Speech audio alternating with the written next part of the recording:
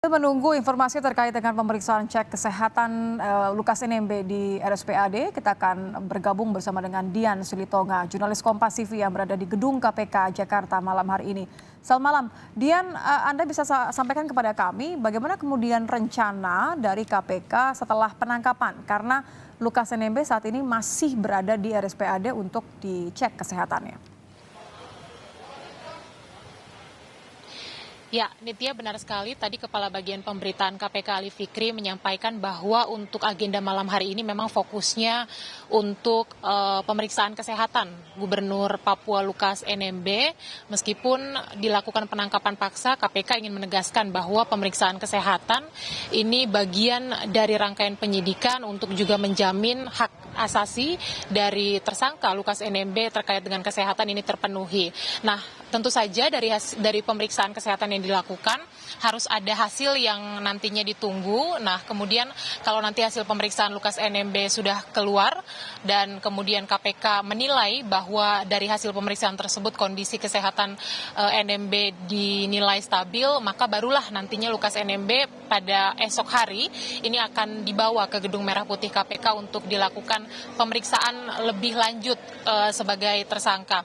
Tadi Ali Fikri juga menyampaikan bahwa memang KPK memiliki waktu 1 kali 24 jam untuk memutuskan apakah nantinya setelah dilakukan pemeriksaan Lukas NMB ini dinilai memenuhi syarat untuk langsung dilakukan penahanan. Jadi memang status Lukas NMB sampai dengan saat ini adalah pelaku yang ditangkap begitu ya, belum dilakukan penahanan. KPK menjanjikan besok juga nanti akan langsung dilakukan konferensi pers untuk menjelaskan update atau kepastian status hukum dari Lukas NMB. Memang belum disampaikan pastinya pukul berapa besok konferensi pers akan dilakukan oleh KPK. Tentu itu yang nanti akan kita tunggu bersama, nanti bagaimana update terkait dengan status hukum Lukas NMB setelah dilakukan pemeriksaan kesehatan pada malam hari ini.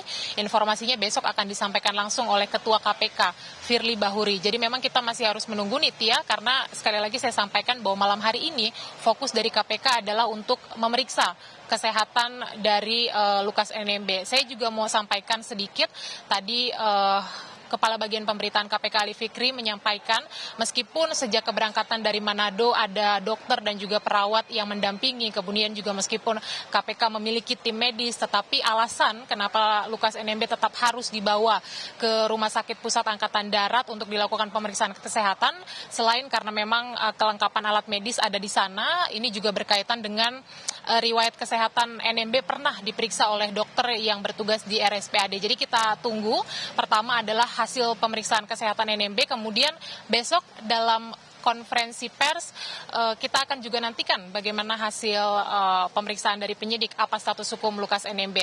Tapi saya juga mau ajak kita untuk dengarkan pernyataan dari Kepala Bagian Pemberitaan Ali Fikri terkait dengan update atau perkembangan penangkapan paksa Gubernur Papua Lukas NMB berikut ini.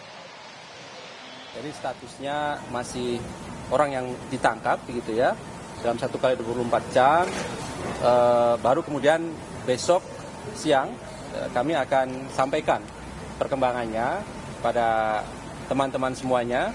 Besok pimpinan hadir, termasuk Deputi Penindakan tentunya, untuk menjelaskan pada masyarakat terkait dengan perkembangan dari penanganan perkara dimaksud. Kita juga sudah berkoordinasi dengan dokter di Manado untuk mengawal ikut juga di dalam penerbangan menuju Jakarta, begitu ya, dokter dan perawat. Sekali lagi ini untuk memastikan hak-hak dari tersangka terkait dengan kesehatannya tidak ada terkait dengan pembedaan misalnya, tetapi karena memang alasan kesehatan tentu juga harus kita perhatikan. Pengobatan ini kan pemeriksaan kesehatan, beda dengan pengobatan, karena tentu nanti masalah pengobatan kan setelah dilakukan penahanan baru dibantarkan namanya, diobati. Kalau ini kan dilakukan pemeriksaan kesehatannya tentu kan butuh waktu, karena ada dokter-dokter yang memeriksa riwayat penyakit sebelumnya di RSPAD.